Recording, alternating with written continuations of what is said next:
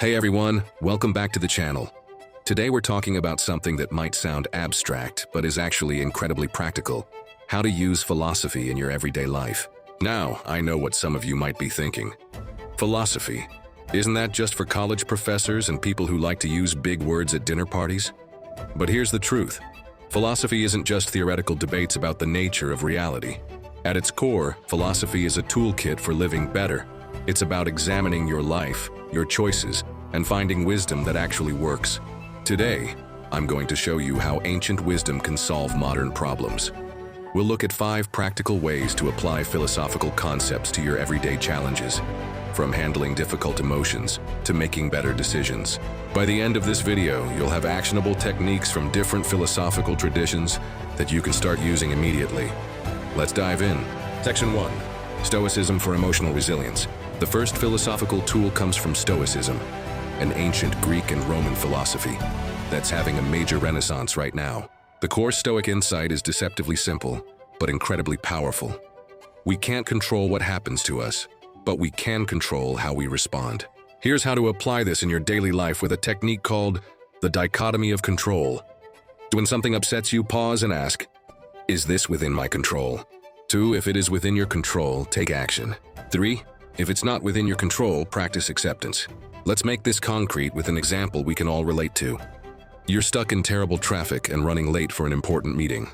Your heart rate increases, you feel angry, and you start catastrophizing about how this will ruin everything. The Stoic approach. 1. Is the traffic within your control? No. 2. Is your reaction within your control? Yes. Instead of wasting mental energy on what you can't change, the traffic, focus on what you can, your response. Take a deep breath. Call ahead to let them know you'll be late. Use the time to listen to a podcast or prepare mentally for your meeting. I tried this myself last month when my flight was delayed for 5 hours. Instead of joining the chorus of angry passengers, I reminded myself that the weather was beyond my control. I found a quiet corner, caught up on work, and ended up having a fascinating conversation with a fellow traveler. What could have been 5 hours of frustration became productive time. Try this technique for 1 week.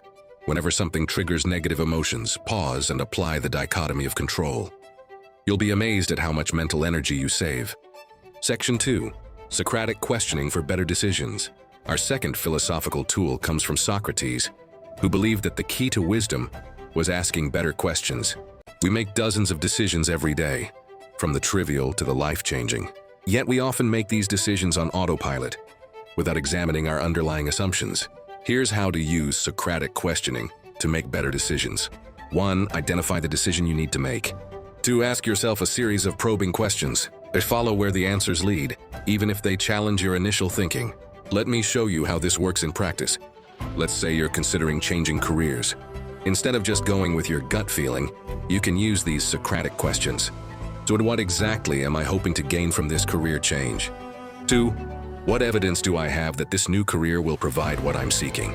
3. What are the strongest arguments against making this change? 4. Am I running towards something or away from something? How might I test this decision on a smaller scale before fully committing?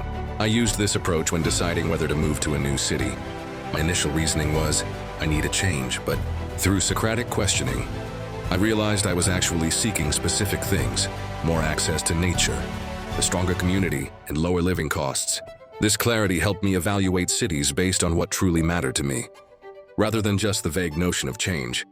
The power of Socratic questioning is that it forces you to examine your assumptions and clarify your thinking. Next time you face a significant decision, try writing down these types of questions and answering them honestly. Section 3. Buddhist mindfulness for presence. Our third philosophical approach comes from Buddhist philosophy, which offers powerful tools for living in the present moment. In our hyper-connected world, we're rarely fully present. We eat while watching TV, have conversations while checking our phones, and shower while mentally rehearsing work presentations. Buddhist philosophy teaches that this constant mental fragmentation is a major source of suffering. Here's a simple mindfulness practice derived from Buddhist philosophy that you can use daily. 1. Choose one routine activity. 2. During this activity, commit to being fully present. 3. When your mind wanders, which it will, gently bring your attention back to your senses. Let's break this down. If you choose dishwashing as your mindful activity, you would focus completely on the sensory experience. The temperature of the water, the feel of the dishes, the sound of the water, the smell of the soap. Each time your mind starts planning tomorrow or rehashing yesterday, you simply notice that and return to the sensations of dishwashing. Started practicing this with my morning coffee ritual. For those few minutes, I don't check my phone or plan my day. I just experience the coffee. It's become a small island of calm in my busy day, and I've found this mindfulness spilling over into other areas of my life. The beauty of this practice is its simplicity. You don't need to meditate for hours. You just need to bring your full attention to something you're already doing. Section 4. Existentialism for authenticity. Our fourth philosophical approach comes from existentialism, which emerged in the 19th and 20th centuries. Existentialists like Sartre and de Beauvoir emphasized that we create meaning through our choices, and that we should live authentically rather than following predefined roles or others' expectations. Here's how to apply existentialist thinking to your life. Duty 1. Identify areas where you're living by default rather than choice. 2. Recognize that even not choosing is a choice. 3. Take responsibility for creating meaning in your life. Let's see how this works. Many of us fall into careers, relationships, or lifestyles without conscious choice. We follow what our parents, peers, or society expect. Existentialism challenges us to wake up and actively choose our path. Ask yourself, if I had to explain why I'm in my current job, relationship, city, would my explanation rely mostly on active choices I've made or on circumstances I've drifted into? I had a moment of existential clarity when I realized I had pursued a particular career path, mainly because it impressed others, not because it aligned with my values. This awareness was uncomfortable, but ultimately liberating. It allowed me to redirect my path toward work that actually mattered to me. Try this exercise. Write down 3 aspects of your life that you've never actively chosen. Then, even if you decide to continue with them, make it a conscious choice rather than a default. Section 5. Pragmatism for problem solving.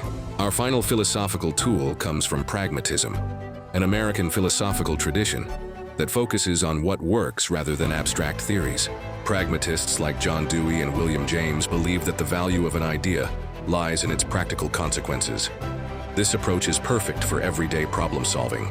Here's how to apply pragmatic thinking. 1. When facing a problem, focus on outcomes rather than principles. Do test solutions in small experiments. Don't be willing to adjust based on results. Let's see pragmatism in action. Say you're having recurring arguments with your partner about household chores.